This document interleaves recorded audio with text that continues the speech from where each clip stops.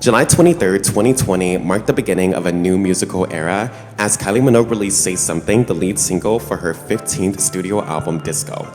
While throwback music has been the main pop trend of 2020, it felt special to hear Kylie once again go this route with her music, as she's highly popular for her disco-influenced hits, and she actually grew up in the 70s when disco first rose to prominence. This means she has first-hand experience of hearing pop music in its infant stages. She knows how magical pop music can be, and she's naturally gifted when it comes to channeling her strengths and pushing them to the forefront. I would go so far as to say that pop and disco have played roles in shaping who she is today. On a personal note, I remember being a kid and exploring pop music for the first time. Being exposed to the likes of Cascade, Nelly Furtado, Kesha, and Lady GaGa had a dramatic effect not only on my personality and confidence, but also on the way I process things as a creator. I started to see how someone like Lady GaGa can use melodies to be larger than life on the radio, while also using theatrics to be larger than life on stage. I realized that creation bears no limits, and because of that, my life as a creator had forever been changed.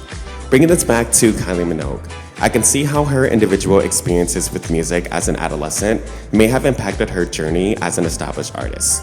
She recently released the second single for Disco titled Magic, and there are so many things we get from this song and video. First off, shout out to Sophie Muller for directing the video for Magic and taking on the role of the album's visual director. Sophie and Kylie have worked together in the past for the videos of Say Something, Golden, and Dancing.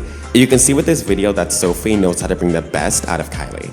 With this video, we get to see Kylie Minogue channel the royal disco aura of Donna Summer, the wittiness of Gloria Gaynor, the sensuality of Madonna, and the fierceness of Cher.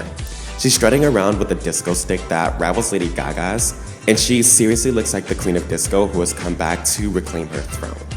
Not to put down any of the younger artists of today, I've loved all the nostalgic hits we've been getting this year. Blinding Lights just broke a Hot 100 record, Adam Lambert's Velvet took me by surprise and swept me off my feet, even Megan Thee Stallion went back in time with Hit My Phone, and Future Nostalgia as well as Chromatica are my two top favorite albums of the year.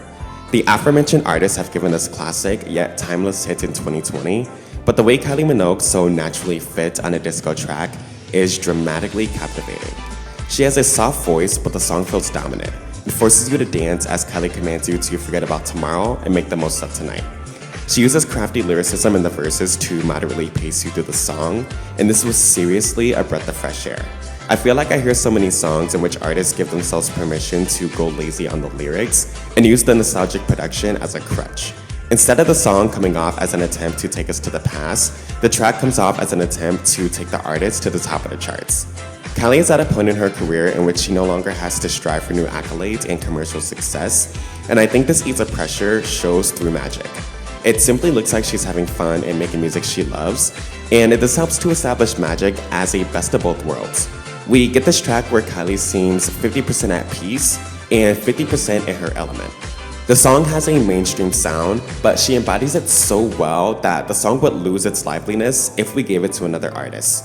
The way she begins the song and delivers in the verse reminds me of my favorite Kylie song, Everything Is Beautiful. The energy she gives off in the chorus is reminiscent of Spinning Around and Better the Devil You Know, and the soft delivery in the bridge takes me back to I Believe in You, another one of my personal favorites. Magic is a song that is simply describable by its title. At first, I was confused as to why this wasn't chosen as the album's lead single, but now that we're deeper into this era and only a month away from the release, this track has renewed and transcended my level of excitement as I await the album's arrival. After listening to Magic and Say Something, I have the confidence that this album will be great, and I also suspect that this will be a contender for my personal album of the year.